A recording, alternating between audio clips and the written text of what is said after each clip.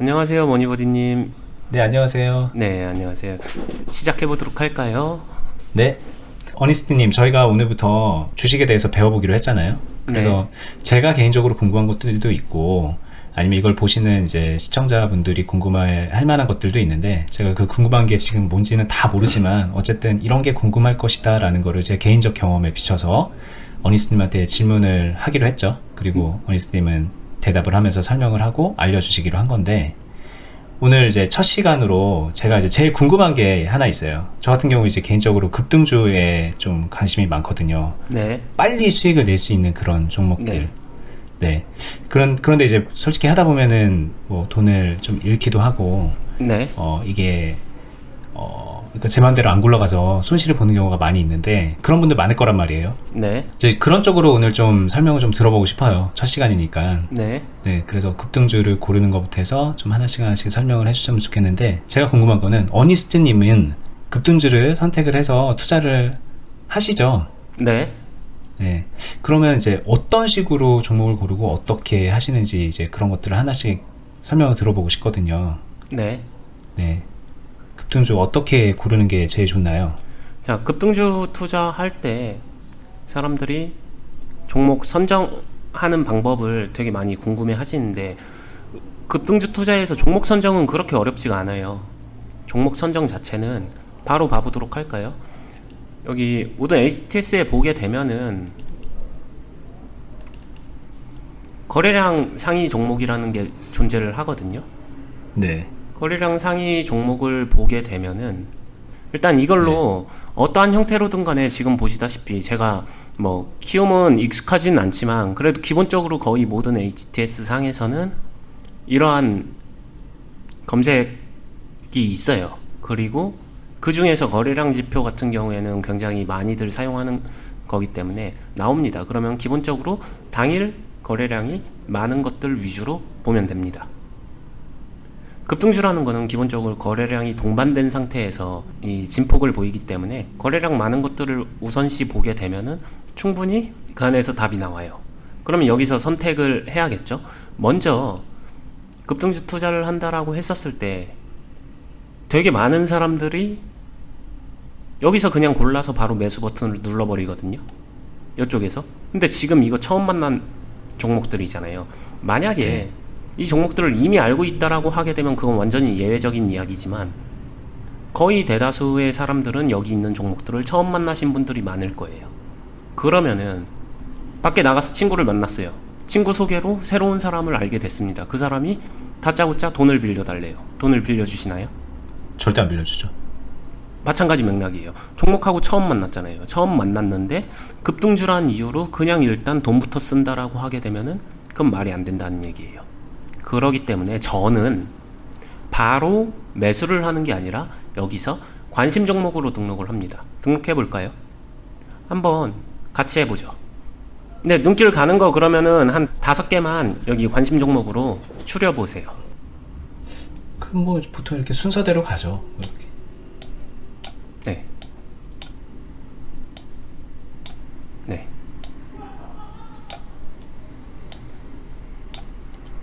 자, 이렇게 순서대로 가셨는데 제가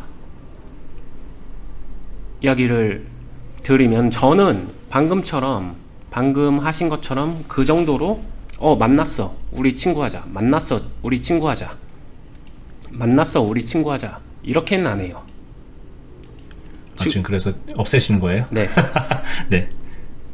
나쁘다는 게 아니라 제가 그 과정을 같이 말씀드리려고 여기서 무조건 가는 게 아니라 친구를 사귄다라고 생각하시면 돼요. 친구가 되기 전에 최소한 지켜볼 만한 친구인지 아닌지 굳이 시간 뺏길 필요는 없잖아요. 네. 그러면은 기본적으로 넣기 전에 한 번 정도의 필터 과정을 가져봅니다. 여기에 보여지는 숫자 안에서 거의 대다수를 판단한다고 보시면 되는데 급등주니까 당연히 거래량이 동반되고 우리는 거래량 위주로 검색을 했으니까 일단 거래량 기준에 대해서는 어느 정도 1차적으로 통과를 했다라고 보시면 되고요. A프로젠 KIC를 보게 되면은 이거 딱 보는 거예요. 그냥 일단은 구체적으로 판단하지 않고 최소한 일봉 정도는 같이 봅니다. 여기서 특정 느낌이 있었을 때 관심 가져볼 만하네라고 하게 되면은 넣으시면 되고요. 소프트센 같은 경우에도 이거를 놓고 봤었을 때 먼저 저는 차트를 본다는 거죠? 네, 차트를 분석하는 게 아니라 그냥 보는 거예요. 근데 차트를 보는 것도 지금 일봉으로 보고 있고 네. 뭐 기간도 뭐 다를 거고 뭐 정확하게 어떻게 감을 잡고 본다는 거예요? 최근 흐름이죠. 급등주는 최근 어차피 흐름. 최근이니까 네. 최근 흐름에서, 그리고 제가 아까 전에 이야기했었던 자기 자신을 알아야 된다는 게 내가 이러한 종목들을 공략할 수 있는 사람인지 아는 게 중요해요. 그래서 투자자는 자기 자신을 알아야 되는 게 굉장히 중요한데 에이프로젠하고 소프트센은 조금 다릅니다. 소프트센은 이미 오늘 당일 일봉상에서 최고가를 찍었죠. 보여지는 화면상에서 이거를 뭐 조회를 길게 하면은 달라지겠지만 네. 현재는 보여질 때 최고점을 찍었습니다. 그러면 신고가 종목인데 이런 종목 본인이 뭐 거부감 없다라고 하게 되면은 관심 종목으로 넣으면 되고, 이런 종목이 거부감이 있다라고 하게 되면은 안 넣으면 돼요. 근데 저는 잘 안 해요. 왜 안 하세요? 이거는 그냥 노하우적인 부분인데, 보통 이건 한 단계 더 생각해서 급등주를 공략을 할 때는 급등주가 아래서 잡는다기보다는 치고 갈 때 잡아야 되는 포인트가 있는데, 이미 신고가 최고가라는 종목은 어디서 치고 가야 되는, 어디다가 이렇게 딱 덫을 설치하고서 미끼를 던져놓을지 그거를 파악하기가 어렵더라고요. 이건 조금은 고난이도 이야기이기 때문에 그러니까 신고가를 치고 내려온 종목은 그 다음 만남의 포인트를 말씀하시는 거죠? 그 다음 만남의 포인트를 정하기가 어려워요. 네. 급등주인데 네. 밑에서 지지 확인하고 잡는 거는 급등주 공략하고는 조금 다른 개념이거든요. 근데 대부분의 사람들은 저런 거는 이거 지금 막 가고 있는 거니까 네. 잠깐 이제 조정받는 사이에 또 갈지도 모르니까 여기 막 올라타지 않나요? 그렇죠. 그거는 그냥 네. 어떻게 보면은 묻지마 매매인 건데, 묻지마로 매매해서 좋은 결과가 나올 확률이 얼마나 될까요? 저는 굉장히 적다라고 생각을 하는데, 결국에는 돈을 벌려고 매매를 하는 건데, 돈을 버는 종목을 만난다는 건 그만큼 처음부터 끝까지 모든 과정에서 이 인과관계가 명확해야 돼요. 생각을 해야 되고, 애매한 거는 잘 안 해요. 그러니까 아닌 것도 당연히 안 해야 되고, 애매한 것도 안 하고, 진짜 맞다라고 생각하는 거, 괜찮은 종목을 추리고 또 추려서 그 다음에 돈을 쓰는 과정을 저는 거치거든요. 그런 의미에서 저는 소프트센을 쳐다보진 않습니다. 다음번에 또 만나게 되면은 쳐다볼 수도 있겠지만, 저는 이거를 관종으로 지금 상태에서는 안 보겠다라는 거죠? 네, 이유는 하나예요. 였다가 지금 본다 한들 얘한테 바로 돈 쓰기가 힘들다는 거를 알고 있기 때문에. 근데 그거는 어떻게 뭐 성향의 차이예요? 아니면 누구나 이런 거는 지금 피하는 게 좋다는 말씀이신가요? 그건 나중에 이제 기술적으로 들어가서, 저는 기술적인 부분이나 이런 것도 다 알고 있기 때문에 이걸 간단하게 설명하면요, 급등주를 투자를 할 때는, 급등주라는 거는 말 그대로 급등이잖아요. 올라가고 있잖아요. 근데 사람들이 실수하는 건 올라가고 있는 종목을 아래서 살려고 해요. 그게 급등일까요? 그건 이미 조정이 시작된 거든가 눌림목이라든가 조금은 다른 개념의 매매거든요. 올라가는 거를 매매를 하려면은, 올라간다고 올라가네 깜빡깜빡 거리네, 아무 데서나 매수, 그런다고 돈 벌면 주식 참 쉽겠죠. 근데 그러지 않는다는 거는 조금만 해보신 분들은 다 알 거예요. 그러면은 결국에는 그 다음 역에서 지하철이 지나간다라고 하게 되면은, 지금 얘가 빠르게 출발했으면 그 다음 역에서 기다렸다가 그때 딱 타이밍 맞춰서 타야 되거든요. 정확하게 올라타야 되는 시점이, 만남의 장소나 그런 것들이 나와요.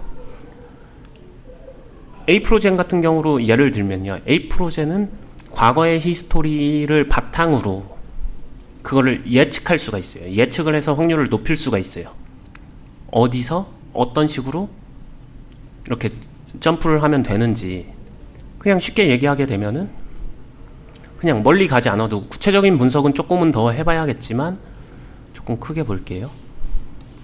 보통 급등주는 최근 흐름을 본다라고 했었을 때 뭐 멀리 갈 거 없습니다. 앞선 흐름에서도 거래량이 굉장히 많이 터져줬죠. 앞선 흐름에서 만남의 장소, 그렇게 되면은 요 정도 2,700원에서 800원 사이, 요 정도에서 만남을 이뤄갈 수가 있어요. 왜냐? 이 정도가 흔히 말하는 뭐 지지 저항을 뚫으면서 뚫고 올라갈 수 있는 분기 맥점이 될 수 있거든요. 포인트, 터닝 포인트가 될 수 있기 때문에 만나려면 이런 데서 만나거든요. 어느 정도 보자마자 예측이 가능한 거겠죠. 물론 분석이 뒷받침됐을 때 얘긴데, 근데 소프트센을 보게 되면은 앞이 어디일까요? 안 보여요. 최고점을 찍었기 때문에. 여기서 보이는 거는 그 전에 봉의 꼭다리 부분을 올라가고 있는 단순히 보게 되면 2,400원 부근? 이건 분석을 한 건 아니기 때문에 구체적인 가격은 아닙니다. 이 부분을 끼고서 봐야 되는데, 그럼 지금 시점에서 볼까요? 똑같은 2,400원을 놓고 봤었을 때 두 가지 의미가 생깁니다.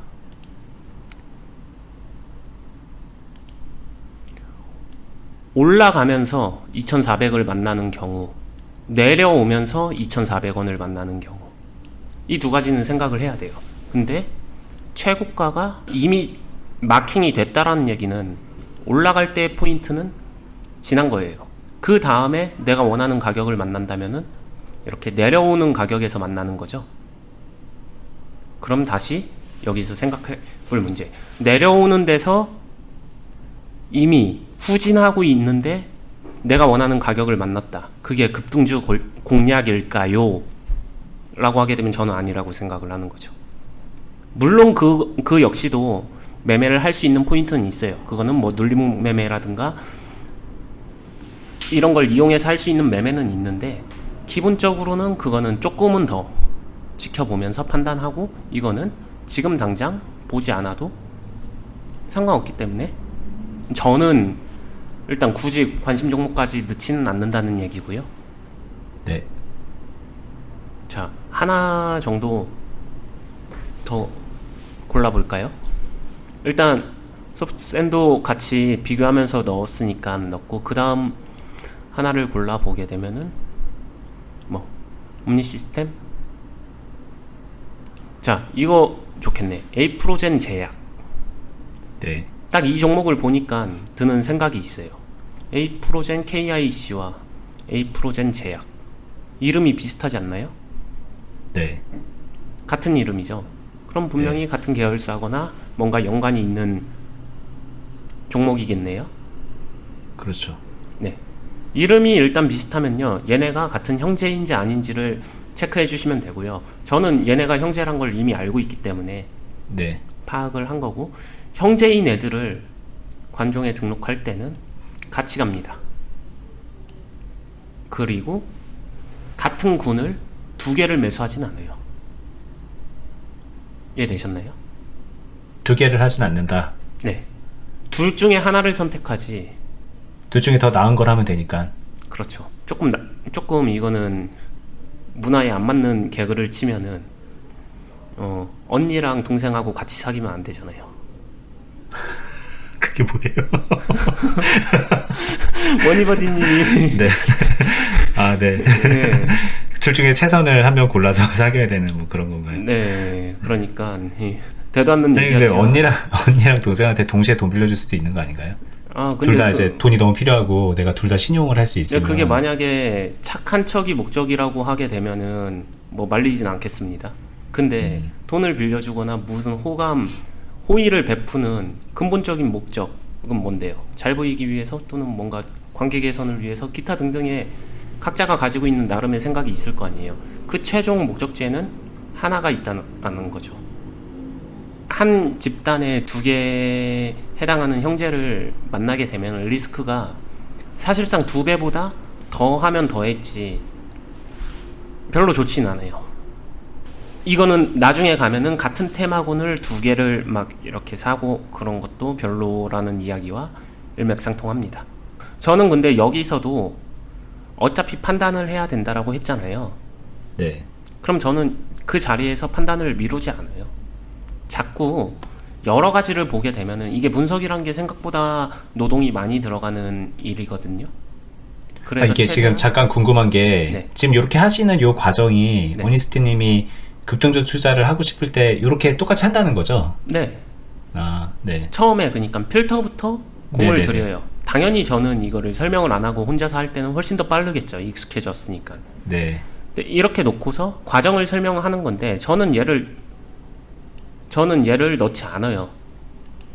그러니까 얘를 지웁니다. 누구요? 제약이요? 네. 얘 제약은 들어올라서? 지웁니다. 네, 맞습니다. 네. 거래량도 덜 터져서? 네, 맞습니다. 거래량과 등락률에서 더 힘이 약하죠. 어차피 급등주는 힘 센 놈으로 가야지. 같은 테마, 같은 군에서 힘 약한 놈, 비리비리한 놈을 선택할 이유는 없겠죠. 이왕이면 대장. 그러면은 얘는 됐고, 그 다음에 옴니 시스템 요 정도. 얘는 넣을까요, 말까요? 넣고 싶으세요? 안 넣고 싶으세요? 저는 별로 넣고 싶지는 않네요. 이유는요?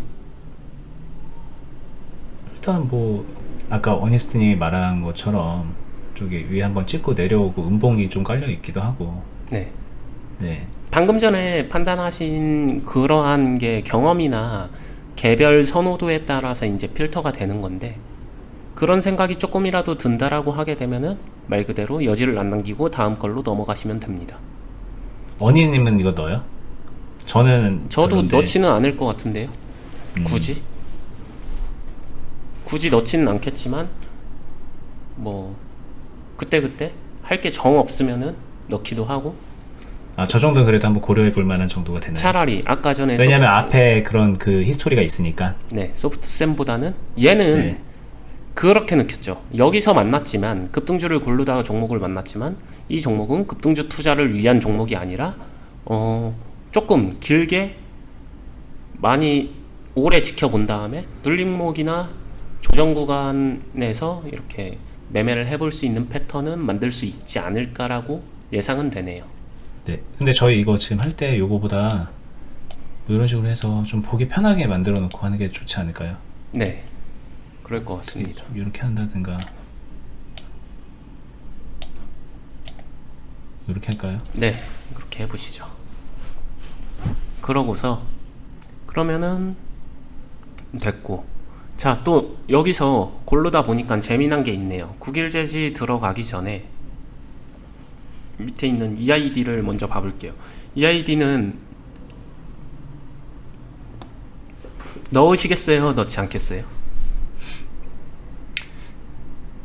일단 뭐 차트만 보면 네, 그렇게 위험한 막 고점에 막 있는 건 아니니까 네, 안정적인 건 아닌가라는 생각이 들면서 저희 가격이 근데 240원이니까 네, 이거는 안 할 것 같습니다. 네. 저도 기본적으로 저는 1,000원 미만 종목들 기본적으로 동전주라고 하죠. 조금 은어적으로 말하면 짤짤이 종목인데, 네. 이런 종목들은 저는 그게 아무리 매력적으로 보일지 몰라도 걸러요. 기본적으로 사람이기 때문에 눈이 가게 되면은 관심을 보이게 되는데, 근데 동전주 같은 경우에는 만약에 부득이 투자를 하다 보면은 투자를 했는데 내 보유 종목이 동전주가 되는 경우도 존재를 해요. 그런 거 관리해야 되는 경우를 제외하고는 처음부터 동전주 투자에는 그렇게 크게 관심을 갖지는 않는 편입니다. 저게 1,000원만 돼도 4배잖아요, 4배. 네. 그러니까 그냥 쉽게 얘기하게 되면은 동전주는 하이 리스크 하이 리턴이라고 보시면 되고요. 당연히 먹을 것도 이게 딱 터졌을 때 잭팟이라고 하죠. 수익을 낼 수 있는 범위도 크지만 그만큼 걸어야 되는 리스크도 굉장히 큽니다. 동전주는 조금만 넘어가게 되면은 뭐 상장 폐지나 아니면은 기업 존속 자체의 위협을 받는 요소의 해프닝 변수들이 훨씬 더 잘 나와주기 때문에 조심스러운 거죠. 저는 근데 굳이 그렇게 안 해도 다른 종목으로 매매를 하는 걸 더 선호하는 편이고요. 네. 네. 그러면은 그 다음에 국일제지도 한번 봐볼까요? 국일제지는 어떨까요? 이런 게 이제 딱 막 손이 막 가는 거죠, 지금. 제가 막 올라갈 것 같아, 막 올라갈 것 같아. 그런 생각이 드니까. 네. 얘는 저도 관심 종목을 넣을 것 같아요. 자, 소프트센에서 국일제지로 넘어왔었을 때 좋은 예. 여기도 신고가가 보였죠. 며칠 네. 전에. 며칠 전에 분명히 신고가가 보였는데 며칠 후 지금 1, 2, 3, 4, 5 5거래일이 되는 시점에서 다시 거래량도 되게 잘 나와주면서 뭔가 꿈틀대면서 나와주고 있어요. 자, 이때 지금 이제 뭔가를 고민해봐도 늦지 않는구나 하면은 그때 넣어요. 아까 소프트센처럼 굳이 당일날 아니고 얘가 끝까지 살아있는다고 하게 되면은 소프트센이 끝까지 살아있고 해볼 만한 종목이 되려면은 며칠 뒤 9일 제지처럼 이런 식으로 나와주겠죠. 저는 그럼 이때 넣는다는 거예요. 급하게 소프트센을 지금 넣을 필요는 없다는 거죠. 그러니까 소프트센의 며칠 뒤 모습이 구기재지처럼 네, 될 그럴 가능성이 수도 되게 있고 높고. 그러지 않으면 얘는 이대로 그냥 소리 소문 없이 꺾일 수도 있고 모르는 거죠. 날아갈 수도 있잖아요. 날아갈 수도 있겠죠. 근데 날아간다 한들 그걸 어디서 어떻게 잡아야 될지 모르는데 그게 내 종목은 아니죠.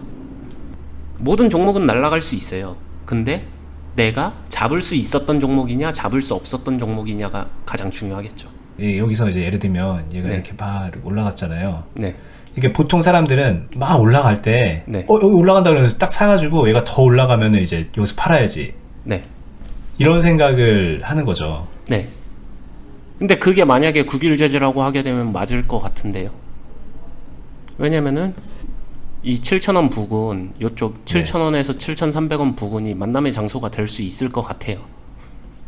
그 자세하게 이제 분석은 해봐야겠지만 그 만남의 장소라는 게 있느냐 아니면 얘처럼 소프트센처럼 걸 없느냐 판단할 네. 게 없느냐 그 차이밖에 없는 거죠. 그쵸. 그리고 산다면은 말씀하신 대로 급등주는 내가 차트상에서 자 눌림목이나 이런 아래서 가격 빠지게 되면은 아래서 사야지 여기서 기다리고 있다라고 하게 되면은 여기까지 오는 동안에 차트의 모양과 흐름과 추세와 이런 모든 것들이 바뀝니다. 그러니까 급등주 대다수는 밑에서 이렇게 기다리는 매매를 취하기가 꽤 어려워요.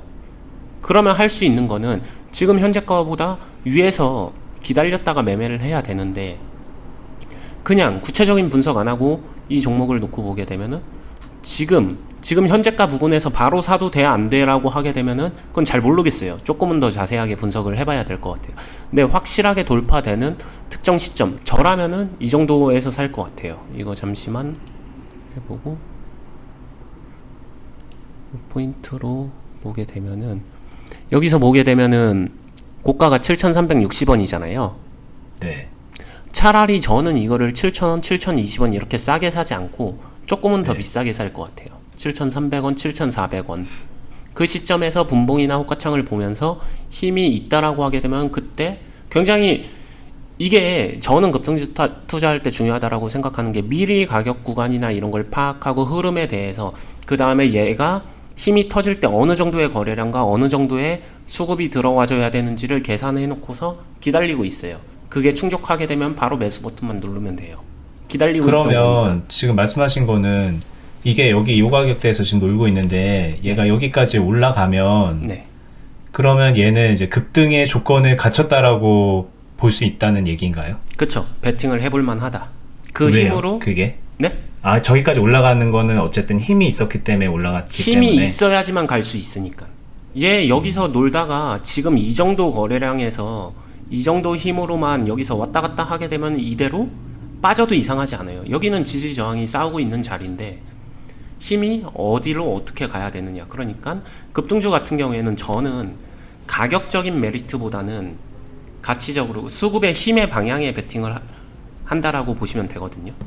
그러면 이런 경우는요? 얘가 그냥 지금 여기 앞에 여기처럼 비리비리비리비리 거래량 안 터지고 비리비리 가다가 여기까지 그냥 이렇게 가는 경우는요? 저는 그러면은 안 해요. 그건 안 하고 이게 이제 오늘 쉽게 말하면 오늘 당일날 힘을 받고 여기까지 올라가는 경우에는 오늘 할 수 있다라는 당일이든 거죠. 제가 오늘 이거를 넣은 거잖아요. 관심 네네. 종목으로. 그게 오늘이 될 수도 있고 내일이 될 수도 있고 내일 모레가 될 수도 있죠. 모르는 건데 관심을 가져보고 기다려 볼 만하다인 거죠. 근데 며칠 기다려 봤는데도 안 나온다 하게 되면 지우겠죠. 그러니까 며칠 기다렸는데 네. 조금 오르면서 여기까지 그냥 가버릴 수도 있는 거잖아요. 네. 그러면 안 한다는 거예요? 네. 차라리 그때 되면 저는 최고가 8,300원, 8,000원, 8,300원 거기를 보겠어요. 그러면은 하고 안 하고의 문제는 그때 당시에도 저 가격대에서 거래량이 가격보단 터지느냐. 힘이죠. 네. 네. 급등주는 가격으로 베팅하는 게 아니라 가격 메리트를 살리는 게 아니라 힘에다가 베팅을 하는 거기 때문에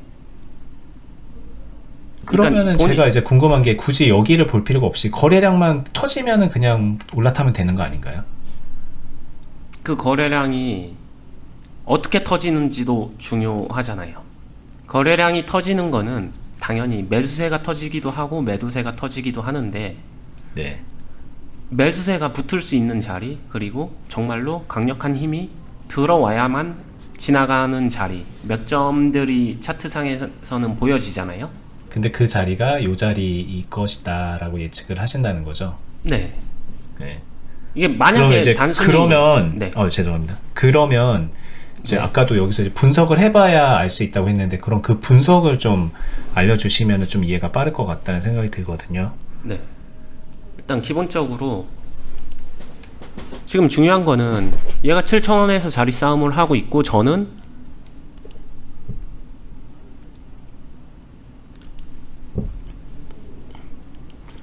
저는 여기 7,300원 요 포인트를 지금 기다리고 있다라고 했었어요.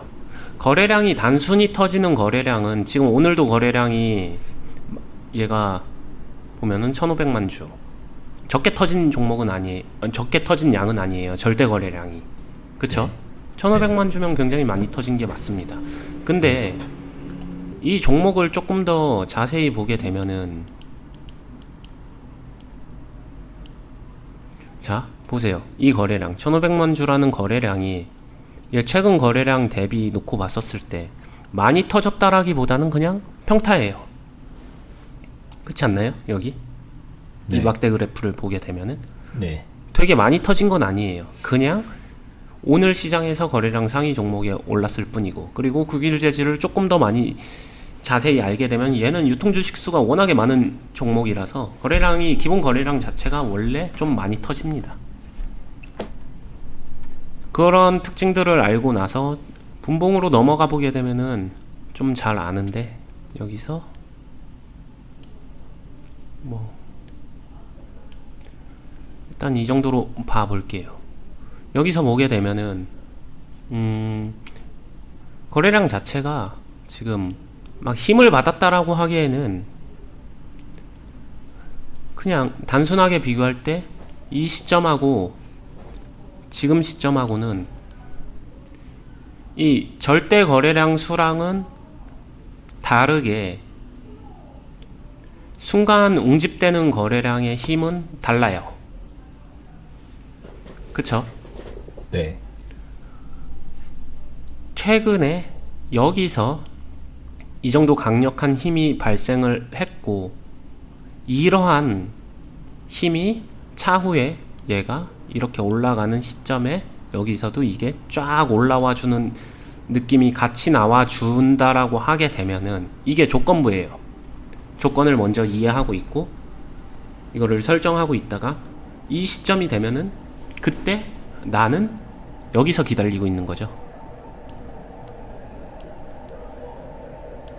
여기서 딱 기다리고 지켜보고 있다가 이 조건이 맞게 되면 그때는 매수 버튼을 과감하게 누릅니다. 물론 그러고 나서 빠질 수도 있어요. 그거는 급등주가 가지고 있는 모든 고유의 리스크. 그냥 확률적으로 조금 더 높아지는 거예요. 특히 급등주나 모든 투자가 그렇지만 종목의 차후 흐름을 예측해서 맞춘다는 아니에요. 특정 조건이 명확하게 형성이 됐을 때 베팅을 하게 되면 확률이 조금 더 높아지는 거고 주식은 결국에는 확률의 싸움이기 때문에 그 확률 값을 높이기 위해서 아무리 귀찮은 것도 최대한 많이 수고스럽게 이행한다 정도지 내가 분석 잘하면은 그 다음날 흐름을 무조건 다 맞출 수 있어. 절대 그렇지 않습니다. 여기를 좀 설명을 더 해주시면 좋을 것 같은데 네. 그 왜 굳이 여기여야 되는지 뭐 여기를 보고 한다는 힘이 게 나왔었던 부분이잖아요. 힘이 나왔었던 부분에서 또 힘이 나오나요? 보통 그렇게 되죠. 그게 왜 그렇죠? 예를 들면 이렇게 할 수도 있잖아요. 여기서 이렇게 힘이 나왔다가 네. 이렇게 떨어졌는데 여기서 또 힘이 나와서 이렇게 갈 수도 있잖아요. 여기서 힘이 나올 수도 있어요. 근데 여기를 기본적으로 뚫으려면은 여기서 이거를 뚫는다는 거는 이 뚫음에 있어서 반드시 힘이 필요하다는 거죠. 이유는 여기 물량을 소화해야 되니까. 이 안에서 매수하고 매도하고 매수하고 매도하고 여러 가지 물량의 변화가 있었는데 여기 있는 애들이 이쪽을 넘어갈 때 매도세도 나올 거고 매수세도 나올 거고 굉장히 이 회전이 돌 거잖아요. 던지고 사고 던지고 사고 던지고 사고 이 반복적인 행위가 나오고 이 순간적으로 이 자리에서 폭발을 하겠죠. 그러니까 여기서 있었던 물량을 소화해주면서 넘어갔었을 때 힘을 받을 수 있지. 근데 여기서 힘을 안 받을 수도 있어요. 그냥 아까 말했었던 대로 거래량 별로 변화 없이 찔끔 갈 수도 있어요. 그때 왜 안 사냐 라고 하게 되면은 이 위로 갔었을 땐 여기에 숨겨져 있는 물량이 언제 어떻게 튀어나와도 이상하지 않으니까. 자, 그러면 제가 조금 더 이해하기 쉽게 정리를 하면 네. 여기서 이제 물려있는 여러 가지 물량들이 있는데 얘네들이 언젠가 소화가 되는 거를 보고 그 시점에 들어가면은 상승 확률이 높은 거잖아요. 근데 네. 그게 여기서 확인은 어렵고 여기서도 확인이 언제 될지 모르니까 그나마 그거를 제일 잘 확인할 수 있는 자리는 요 자리이니까 네. 여기서 그 시세가 터지면서 거래량이 터지면서 그게 소화가 됐다라고 이제 판단을 하고 들어가는 것이 가장 합리적이기 때문에 여기에다가 매수를 걸어 놓는다는 거죠. 네, 지금 국일제지 같은 경우에는 그렇고 네. 방금 전에 혹시나 제가 조심스럽게 말씀드리는 거는 제가 교육을 많이 하고 이렇게 설명을 하면서 보다 보면은 사람들이 방정식 세우는 걸 좋아해요. 그래서 네. 이 차트 모양, 이 거래량 모양 이런 느낌을 보고서 또 다른 종목, 모든 종목에다가 이러한 조건부를 대입을 합니다. 근데 그건 잘 안 맞아요. 이 종목이 제가 말씀드리는 거는 이 종목이라면 저는 그렇게 할 것 같다라고 하는 거고 각각의 종목마다 이 응대하거나 대응하는 포인트는 미세하게 아니면 굉장히 이렇게 다를 거예요. 그래서 각각의 종목들을 어떤 식으로 응대하고 대응해야 되는지 케이스를 이해하고 많이 보고 느끼는 게 중요한 거고 요 종목 같은 경우에는 지금 그 판단이 어떻게 섰는데 라고 하게 되면 1분과 거래량과 분봉 기술적으로 놓고 봤었을 때 그냥 그 정도 느낌을 체크하고 있는 거고 이게 또 가능한 이유는 단순히 방금 전에는 이 두 개만 단순 비교를 했지만 여기에 대해서 근원지를 놓고 보게 되면 저는 여기에 기반한 것도 맞거든요. 최고가 네. 부분에서 네. 여기서 파생돼서 이 부분이 맥점이 될 수 있겠거니라고 본 거지. 그리고 또 비율적으로도 이 가격이 메모장 한번 키겠습니다. 자, 보게 되면은 최고가 가격을 그냥 8,000원이라고 볼게요. 최고가. 그리고 밑에서 지금 관심이 생기는 데가 7,000원이에요. 그러면 이격 원리에 의해서 5대5 부분이 7,500원이에요. 그게 무슨 말이에요? 이격 원리 5대5가 뭐죠? 자, 8,000원과 7,000원의 절반 가격. 반반이 7,500원이에요. 그냥 그걸 어렵게 말한 거죠? 네, 이격 원리라는 거는 이렇게 보시면 돼요. 그냥 제가 쉽게 설명을 드릴게요. 7,000원, 8,000원 여기에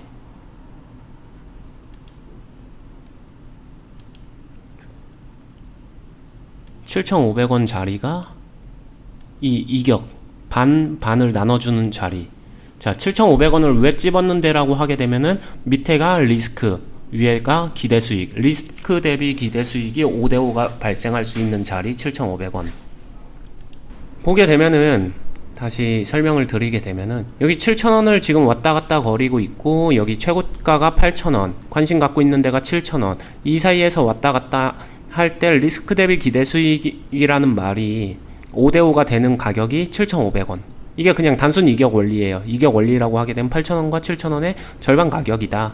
쉽게 생각하면 그렇게 하시면 되고요. 기본적인 투자 원리가 리스크 대비 기대 수익에서 절반 또는 그 이상의 기대 가치가 있어야 뭔가 포지션을 해볼 수 있다.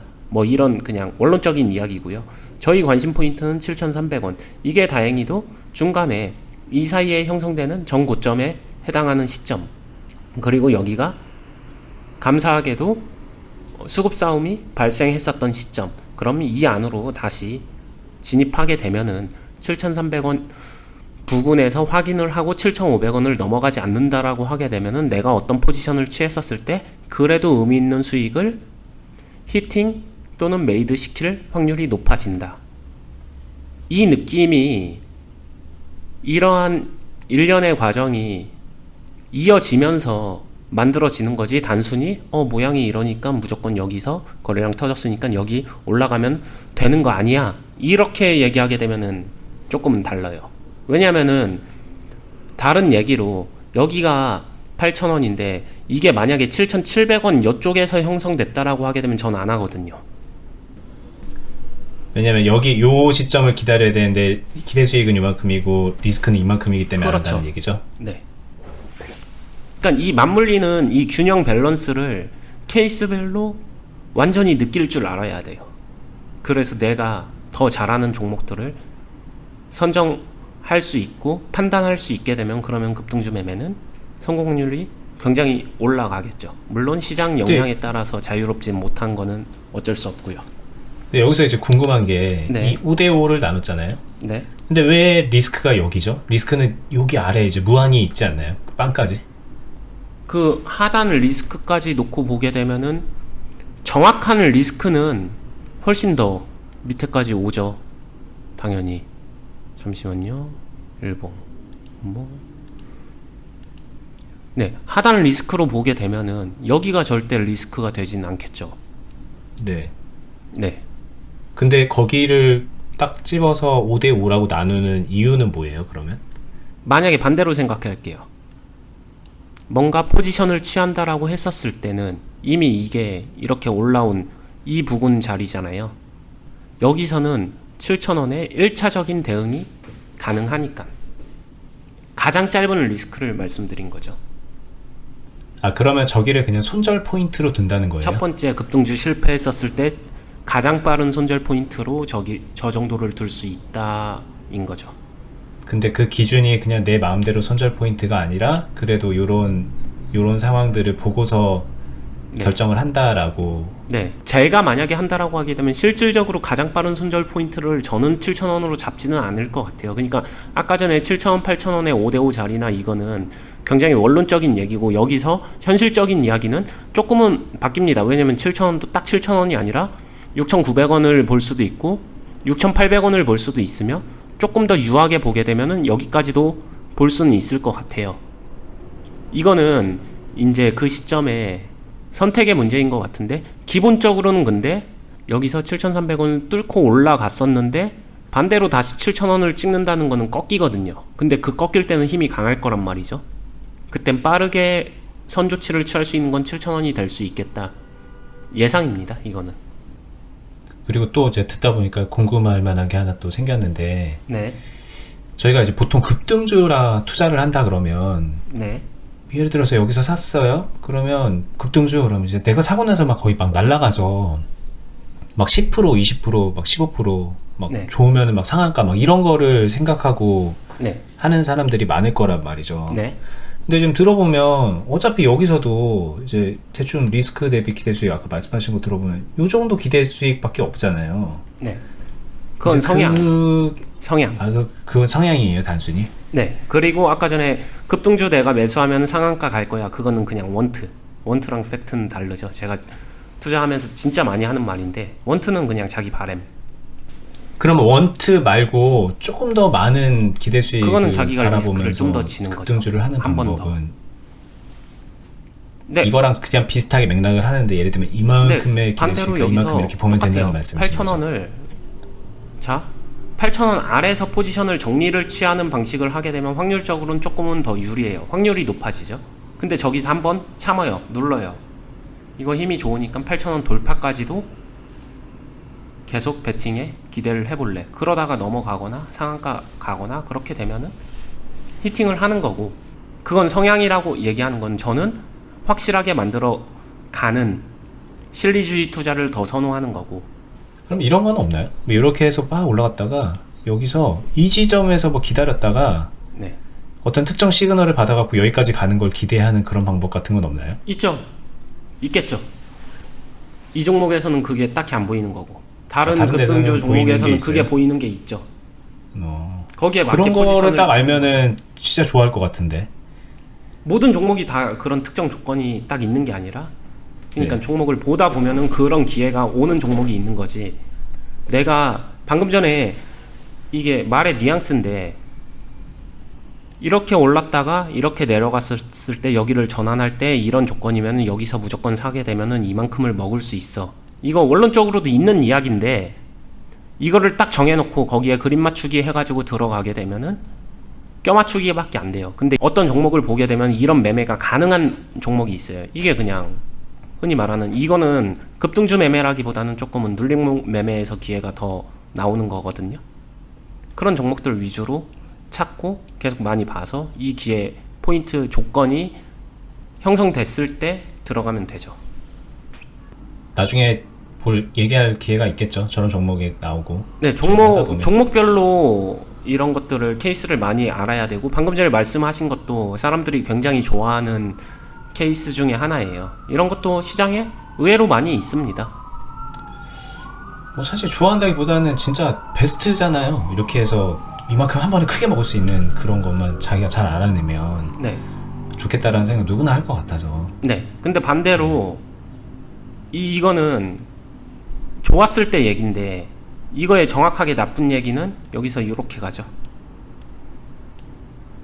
공존해요, 투자는 항상. 네. 장단점이. 근데 사람들은 이 B 이거를 생각하지 않아요. 잘 되면은 이 모습인데 안 되면은 플랜 B로 가는 거거든요. 이런 종목 많이 봤잖아요. 이것만 그렇죠. 기억에 남죠. 그렇죠. 결과적으로 그냥 이렇게 B의 흐름으로 간 거지, 이 앞선 흐름에서는 A의 흐름을 기대하고서 베팅을 한 건 맞죠. 아니 솔직히 뭐 다 그렇죠. 예를 들면 여기서 이렇게 가다가 네. 더 갈 것 같아. 여기 샀는데 이렇게 기대했는데 이렇게 가는 경우. 네. 여기서 갈 것 같아. 샀는데 여기서 가는 경우. 네. 그러니까 어느 시점이든 자기가 사면은 갈 것 같은데 떨어지는 경우가 더 이렇게 그쵸. 되게 많이 그러면은 많아잖아요. 여기서 제가 원투랑 팩트를 다시 얘기하는 게, 자기가 사서 더 갈 거야 이거를 원투로 이거를 설정을 했으니까, 원투로 이걸 설정했으니까 이렇게 꼬꾸라지는 게 더 많겠죠. 자기가 베팅하고서 꼬꾸라지는 게 더 많다라고 하게 되면 근본적으로 자기가 이 설정하는 맥점 포인트를 잘못 설정하고 있다라고 되겠죠. 좀 더 잘하고 좀 더 이렇게 실력이 있는 사람들은 이 점의 설정 자체를 굉장히 냉정하고 합리적으로 현실적으로 해요. 그럼에도 불구하고 그런 사람들도 B의 흐름을 맞이하기도 합니다. 대신에 하나의 차이점은, 그런 사람들은 B의 흐름이 나왔을 때 이걸 어떻게 해결해야 될지도 안다 정도죠. 왜냐면은 무조건 올라가는 것만 기대하진 않으니까. 특히 저는 그런 매매를 해요. 종목을 매수하고 올라가기를 맞추는 매매를 하진 않아요, 저는. 그러면 이제 좀 정리를 하면 저희가 이제 앞으로 요 유튜브에서 네. 같이 해나갈 것들이, 네. 제가 이제 지금 여기까지 들으면 대략 두 가지인 것 같거든요. 하나는 요 점을 맞추는 훈련, 노하우 네. 이런 걸 배우는 거고, 네. 이 점을 100% 누구나 맞출 수는 없으니 저 점을 맞추는 훈련은 그냥 조금 담백하게 얘기하게 되면은, 뭐 적게는 100개에서 많게는 1000개 정도의 케이스를 반복적으로 해보게 되면은 감은 충분히 옵니다. 그렇죠. 어차피 프로가 되기 위한 게 아니면은 케이스 경험을 많이 축적해야 돼요. 그게 데이터베이스가 되고 그게 실력의 미천이 될 거예요. 네, 그래서 이제 저희가 이 유튜브를 통해서 적게는 100개에서 1000개의 그 케이스를 같이 봐주시는 거죠. 네, 그 이상도 봐드릴 수도 있고요. 그죠? 근데 그거만으로는 안 되고, 어쨌든 여기에 떨어지는 경우 있잖아요. 네. 그렇게까지 했는데 내 예상대로 안 가서 이렇게 될 때 얘를 관리하는 거, 얘를 이 상황을 타개하는 방법. 그쵸. 그건 관리죠. 이제 주식에서는 방금 전에 이 점을 찾는 거는 종목 선정이나 매수하는 방법이 될 거고요. 매수를 했으면 그 다음에 원하는 대로 흐름이 안 가거나 주식시장에서 굉장히 많은 것 중에 하나는 시장 변수, 종목 변수, 거시경제 변수, 정책 변수, 기타 등등의 변수 투성이잖아요. 아무리 잘 설정해도 변수 하나 맞게 되면 흐름이 꺾여버리니까 변수 이후에 흘러가는 흐름을 계좌를 관리할 줄 알아야 되죠. 그러니까 매수 포인트도 잡고 그 다음에 해야 되는 건 관리할 줄도 알아야 돼요. 그리고 이 두 개를 같이 상호 밸런싱을 할 줄 알아야 되죠. 그거를 같이 계속 이야기를 하면서 반복적으로 훈련해보는 게 가장 좋죠. 이게 만약에 떨어졌을 때 관리한다는 것도 결국엔 어디선가 요 점을 찾아가지고 이렇게 해갖고 뭐 물타기를 한다던가 뭐 그런 식으로 관리를 하는 거 아닌가요? 되게 단순하게 쉽게 말하게 되면 그것도 관리의 일종은 될 수 있겠죠. 근데 한 가지를 더 생각해야죠. 사람들이 내가 금수저다 아니면은 내가 자금줄이 마르지 않는 샘물이 있다라고 하게 되면 관리 필요 없어요. 돈이 이겨요. 근데 대다수의 투자자는 그렇지는 않잖아요. 유한한 자금을 가지고 한정된 기회비용 베팅을 해야 되잖아요. 물타기는 기회가 되기도 하지만 자기 발목을 잡는 족쇄가 될 수 있는 치명적인 단점이 있어요. 제가 치명적이란 단어를 쓰는 이유는 물타기 잘못하고 나서 그 해당 종목에 대한 자금 밸런싱이 안 된다라고 하게 되면 그 종목 관리할 수 있는 방법 두 개밖에 없어요. 무한정 오를 때까지 기다리기 또는 손절. 그러면 이제 그 물타기 말고 다른 다양한 관리 방법도 필요하다는 거죠. 네.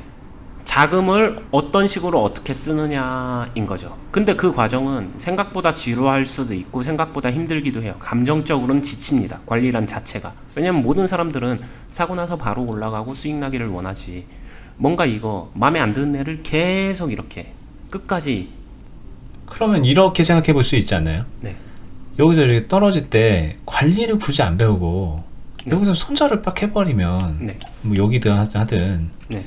요즘에 손절을 해가지고 그냥 만회를 나중에 한다라는 생각으로 하면 네. 그러면은 이거는 조금 저희 뭐 중학교 수학으로 돌아가 볼까요? 중학교 때 배우기도 하고 고등학교 때 배울 수도 있는데 시그마의 원리를 생각하시면 되는데 시그마란 총합이죠.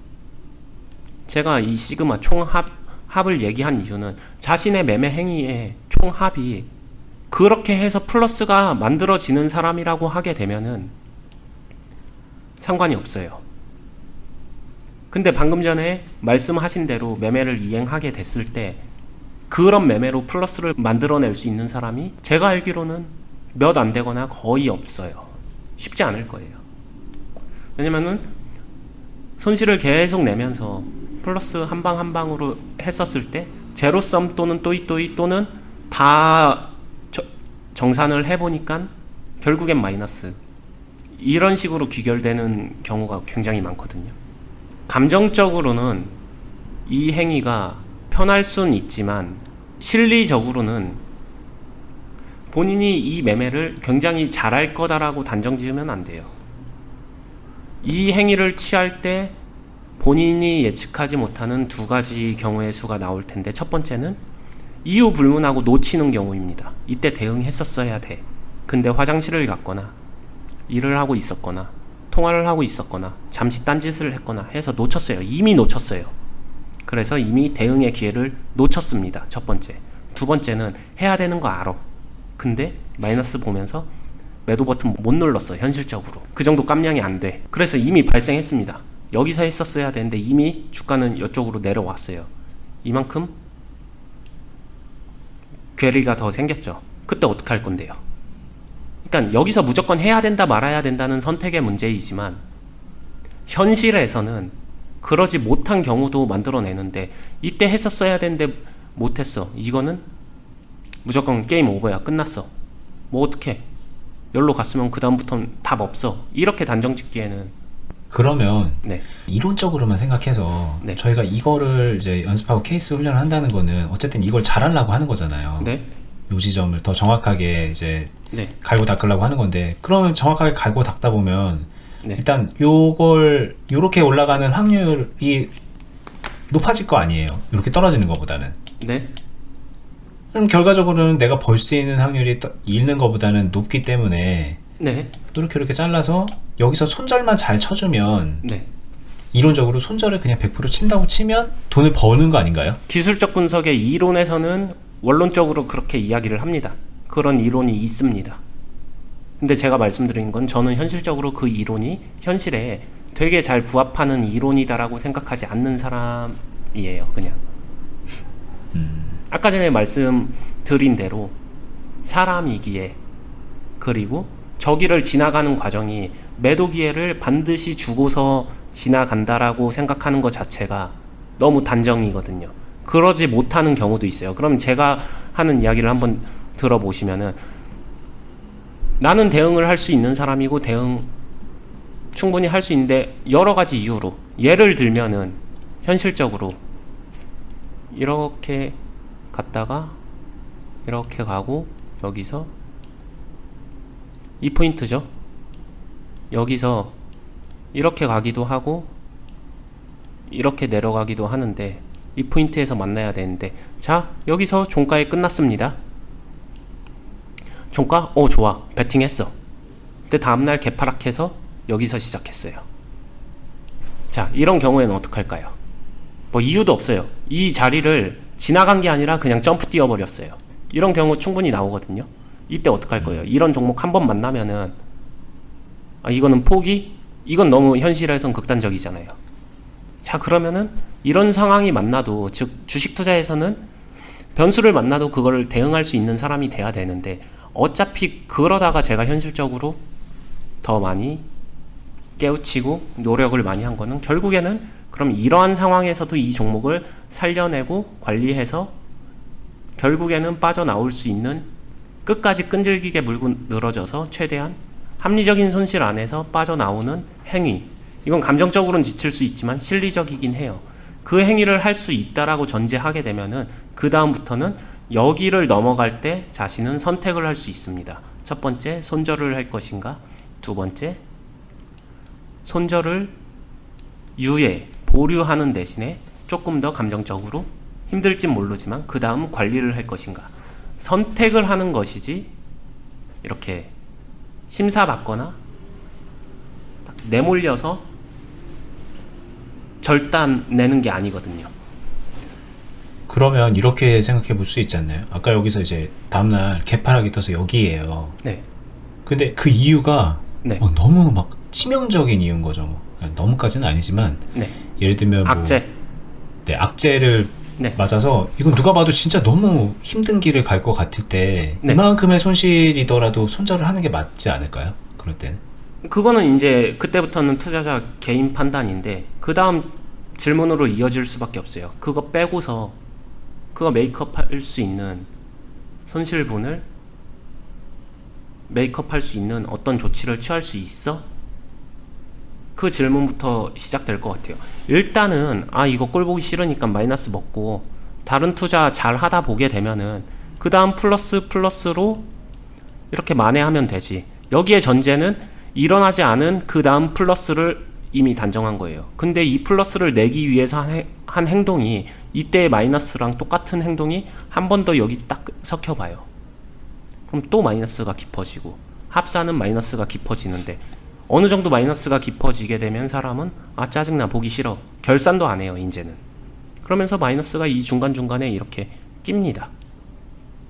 이게 이론과 현실의 차이점은 뭐냐면은, 이 마이너스가 안 낀다라는 전제인데, 제가 말씀드리는 거는 이 마이너스는 항상 낍니다. 어떠한 매매에서도. 그래서 제가 얘기하는 건 결국엔 이 마이너스를 내 예상 범주 안의 마이너스로 끝끝내 메이드를 시켜야 된다라는 거죠. 그래야지 결국에는 아까 얘기했었던 내 매매의 시그마 총합이 플러스로 귀결된다는 거예요. 이 종목과 나와 단판 승부가 아니에요. 종목과 승부를 보는 게 아니라 각각의 종목들이 하나의 시합이라고 생각하면 돼요. 게임이라고 생각을 하시면 돼요. 일련의 프로세스가 다 이어진 총합값이 결국엔 게임의 승패를 좌우하는 거예요. 그러면은 시합에서 이길 거냐, 종목에 이길 거냐, 이거에 대한 고민인데, 결국에는 투자의 목적은 시합에서 이기는 거죠. 돈을 벌기 위해서 매매를 하는 거지 종목을 이기려고 매매를 하는 건 아니거든요. 이건 조금 지극히 현실적이고 주관적인 견해가 들어가 있다라는 거고요. 이렇게 하지 않고도 뭐 이유 불문하고 자신의 매매 총 합이 플러스를 꾸준하게 오랫동안 유지한 사람이라고 하게 되면 그 방법을 유지하는 게 맞아요. 무조건 제 방법만이 플러스를 낼 수 있는 유일한 방법이다 이런 얘기는 절대 아닙니다. 또 다른 플러스 매매. 근데 제가 하는 얘기는 어떠한 형태로든 간에 잘하는 사람들은 자신의 매매 총 합이 플러스로 만들어내는 그 원리와 노하우를 반드시 가지고 있다 이 이야기예요. 알겠습니다. 그걸 이제 이거는 차차 배워가야 될 내용이기 때문에 오늘은 여기까지만 들으면 될 것 같고요. 네. 지금 이제 여기서 우리가 얘기했던 요 국위 제지 가지고 얘기를 했는데 네. 제가 또 얘기를 하면서 궁금했던 부분이 네. 아무리 이게 지금 기술적 분석을 기반으로 한 급등주를 포착하고 매매를 하는 방법이라지만 네. 이 국위 제지가 뭔지 뭐 어떤 건지 뭐 뉴스는 뭔지 왜 오르는지 이런 이거 쉽게 말하면 이렇게 이게 왜 도대체 왜 이렇게 오르고 있는지 이런 것들에 대한 거는 좀 아는 게 필요하지 않을까요? 네, 기본적으로 당연히 필요를 합니다. 다시 돌아오게 되면은 방금 전에 종목을 선정하는 단계에서 조금 깊게 얘기가 이어졌는데 기본적으로 그러면 일단 세 종목으로 가볼게요. 여기서 네. 뭐 거래량 기준으로 해서 종목을 골라냈죠. 골라낸 종목을 이렇게 관심 종목으로 넣었습니다. 관심 종목으로 넣었으면 뭐 국일제지 계속 이야기를 했으니까 국일제지 가지고 이야기를 해보도록 하겠습니다. 국일제지가 뭐하는 기업인지 정도는 알아야겠죠. 기본적으로 기본적인 분석, 프로필에 대해서는 알아야 됩니다. 그러면은 우리 이제 한번 보도록 할게요. 보게 되면은 HTS에는 기업 분석이라고 하고 말하는 이러한 화면 창이 있어요. 이거를 피시고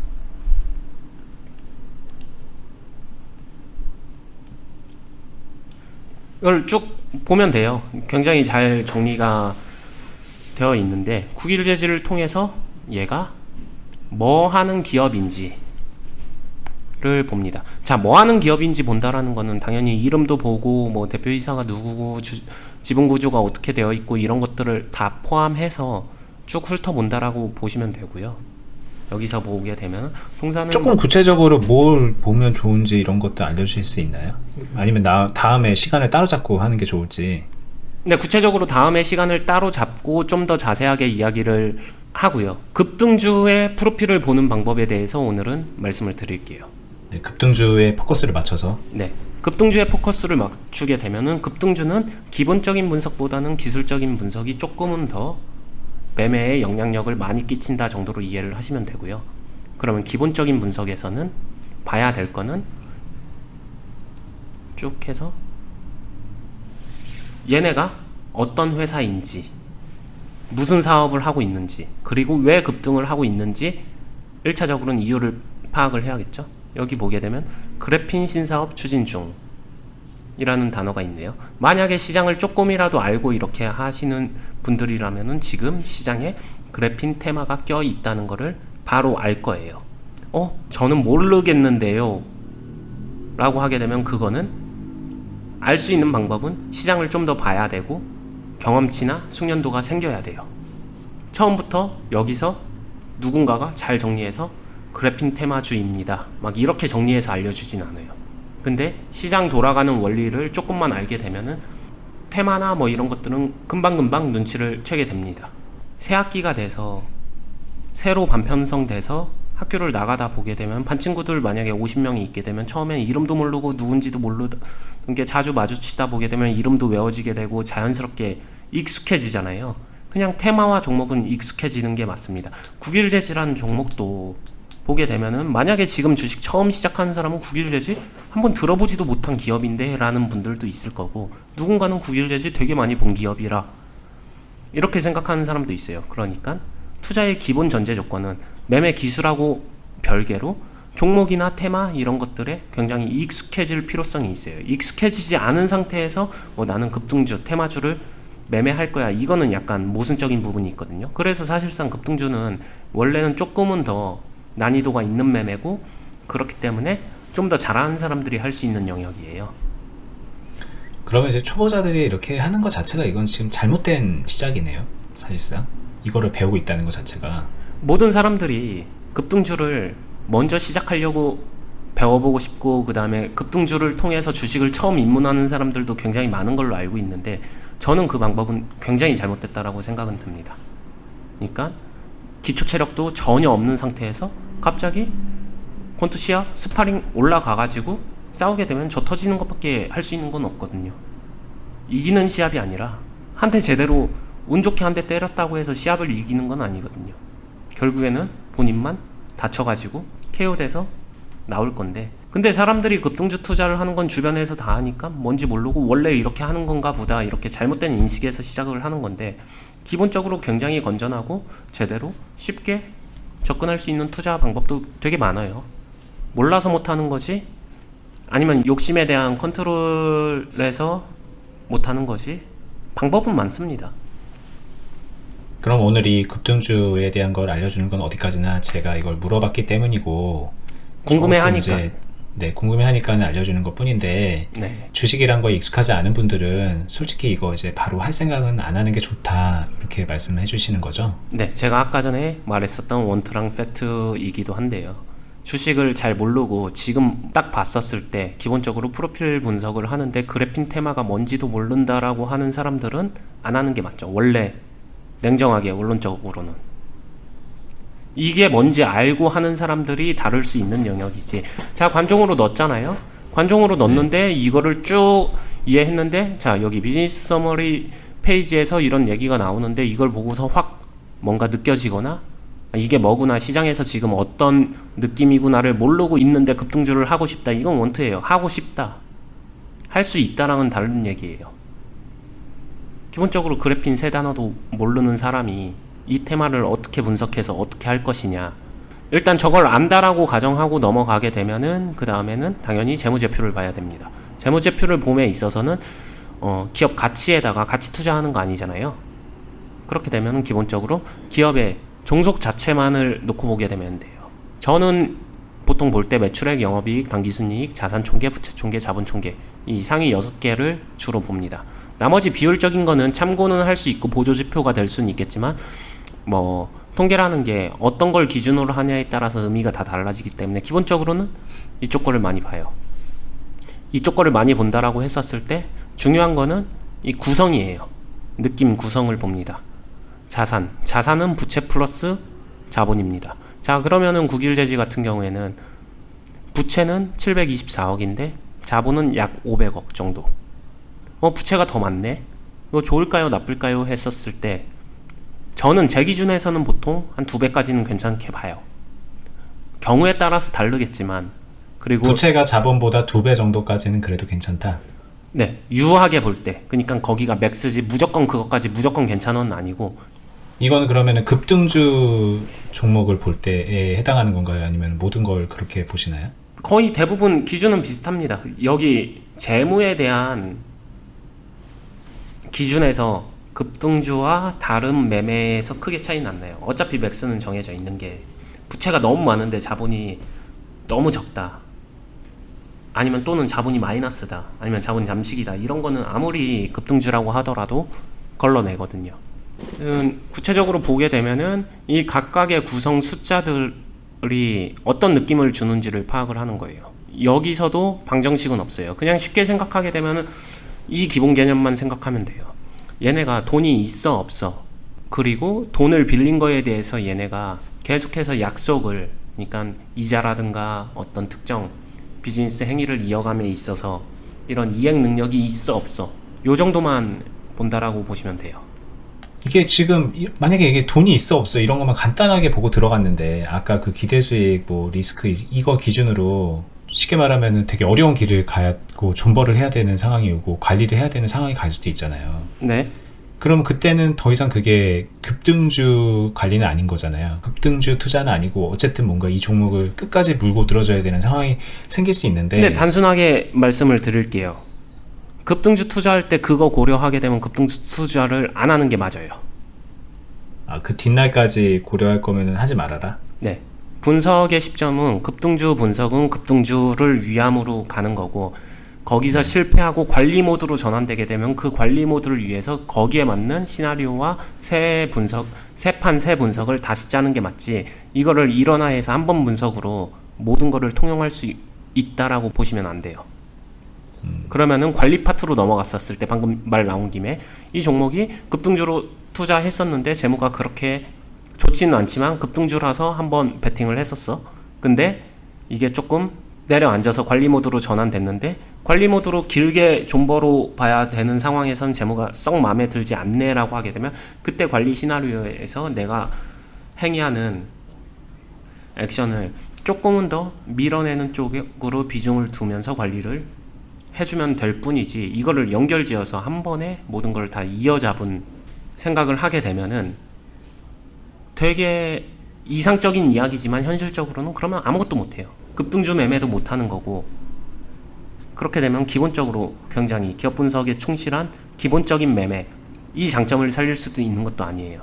장점과 장점의 조합으로 더 좋은 장점이 나오는 게 아니라 모든 매매에는 각각의 장단점이 있는데 그렇게 생각하게 되면은 각각의 단점만 조합이 돼서 더 안 좋은 단점만 부각될 뿐이에요. 그럼 좀 정리를 하면 지금 급등주를 하는 데 있어서 기본적 분석을 한다면 대략적으로 얘가 진짜 완전 썩은 거 정도는 아니구나.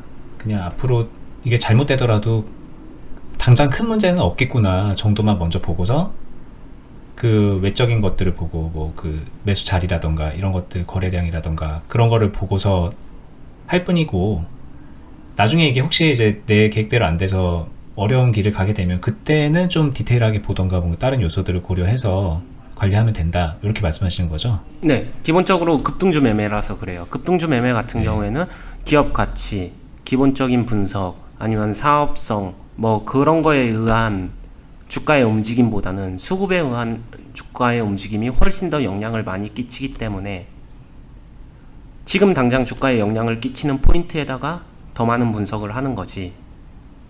급등주 매매를 하는데 기업의 가치 분석을 한다는 건 조금 모순적인 이야기거든요.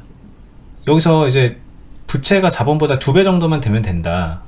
그거 말고 조금 짚어서 약간 네. 꼭꼭꼭 짚어서 이 정도 봐라라고 할 만한 거 있나요? 2배까지 무조건 괜찮다가 아니라 저는 그냥 2배 정도까지는 유하게 봐주는 편이다. 근데 선호하는 거는 뭐 1대1이나 당연히 그런 정도가 훨씬 더 편하겠죠. 여기서 짚어줘야 되는 거는 그냥 초보자 기준에서 맞춰서 생각하게 되면 여기 빨간색으로 나오죠. 마이너스 자는 빨간색이 여기에 좀 많다, 빨간 줄이 많이 그어져 있다, 그럼 하지 마세요. 어려운 종목입니다. 근데 얘는 빨간색이 많은데 주가가 계속 오르네요. 빨간색이 이 정도면은 많지는 않은 거예요. 많다라는 게 숫자가 큰 걸 말씀하시는 거죠? 아니요, 여기 영업이익도 빨간색. 여기 얘네는 최소한 영업이익이 빨간색은 아니고 당기순이익이니까. 근데 당기순이익도 여기도 연속 빨간색이었으면 조금 뭐 여러 가지 생각이 있겠지만 중간에 한 번은 흑자 전환했다가 다시 적자 됐다가 뭐 올해도 적자일 확률이 높겠죠. 근데 이게 또 구조적으로 보게 되면 이게 적자가 연속적으로 쭉쭉쭉쭉 나오게 되면은 또 감사 때 문제가 생길 수 있으니, 그리고 단기 단타 시점에서도 생각해야 되는 거는 11월, 12월 요 시점에서는 할 수는 있어요. 근데 진짜 조심해야 되는 건 1월, 2월 요런 시점은 좀 조심해야겠죠. 왜냐면 3월이 감사 시즌이니까 앞두고 변수가 많이 생길 수 있기 때문에 그때는 조금은 더 재무적으로 좀 타이트하게 그 기준치를 올리면 되고, 그때도 볼 거는 영업이익만 보면 되는 거 아닌가요? 굳이 따지게 되면 네, 어느 정도까지 유하게 볼 것이냐. 회계사나 저희가 세무 기장하는 사람들이 아니잖아요. 네. 그렇기 때문에 이거를 회계적으로 막 되게 디테일하게 파트를 논다기보다는 보통 그거를 중요시하게 여긴다라고 하게 되면 기업의 성장 가치, 성장성, 가치 투자, 기본적 그런 기업 성장성에 의거한 투자 방식을 취하는 건데 그게 급등주 투자랑은 맞지 않기 때문에 맞지 않는 곳에 그렇게 많은 분석을 쏟아붓지 않아도 된다는 거예요. 그거 분석 다 할 때까지 그 종목은 기다려주지 않아요. 알겠습니다. 일단 오늘은 시간이 하다 보니까는 오래돼서 네네. 여기까지 해야 될 것 같은데, 저도 이게 이제 제가 궁금한 걸 물어보려는 것도 있고 네. 아니면 궁금해 할 만한 것들을 대변해서 물어보는 것도 있는데, 네. 하다 보니까 진짜 물어볼 게 많은 것 같아요. 되게 처음에 많아요. 우리가 생각했던 것보다. 네. 얘기 나오다 보면은 거기서 네. 또 파생되고 또 파생되고 또 파생되고 하기 때문에 저희 방송을 보는 분들이 주식을 되게 잘하고 열심히 하는 분들만 볼 게 아니라 처음 하는 분들도 이제 도움이 되는 것들로 방송을 꾸릴 계획이잖아요. 네. 그러다 보면은 이제 뭐 영업이익을 뭐 어떻게 봐야 되냐, 영업이익이 뭐냐, 뭐 하다못해 매출액이 뭐냐, 막 이런 얘기까지 해야 되나? 막 이런 생각도 드는데, 네. 그런 부분들은 저희가 앞으로 어떻게 풀을까요? 아니요, 기본적인 단어에 대한 설명은 네이버에서 검색만 해봐도 네이버 백과사전에 워낙 잘 나와 있으니까 그 정도는 자기가 검색할 수 있다고 봅니다. 그러니까 이제 그런 것들은 좀 건너뛰고 실제로 매매에 도움이 될 만한, 투자에 도움이 될 만한 것들 위주로 하겠다는 말씀이시죠? 네. 그러면 이제 오늘 방송은 여기서 마치고, 저는 다음에 또 다른 궁금해할 만한 것들을 들고 언니님과 함께 하도록 하겠습니다. 네, 모두 수고하셨습니다. 네, 수고하셨습니다.